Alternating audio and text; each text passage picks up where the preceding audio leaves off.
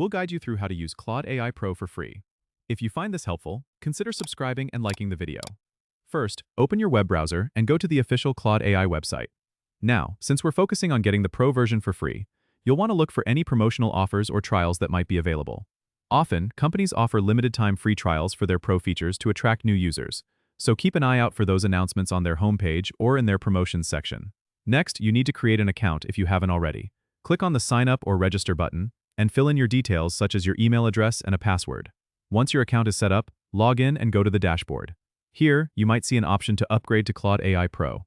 If there's a free trial available, it should be prominently displayed. Click on the option to start your free trial and follow the on-screen instructions. You might need to enter some payment details, but don't worry, you won't be charged as long as you cancel before the trial ends. Explore the Pro features such as advanced text generation and additional customization settings. Make sure to set a reminder to cancel if you decide not to continue with the Pro version to avoid any charges. Enjoy exploring all the extra capabilities that Claude AI Pro offers. Don't forget to subscribe and comment if this helped you out.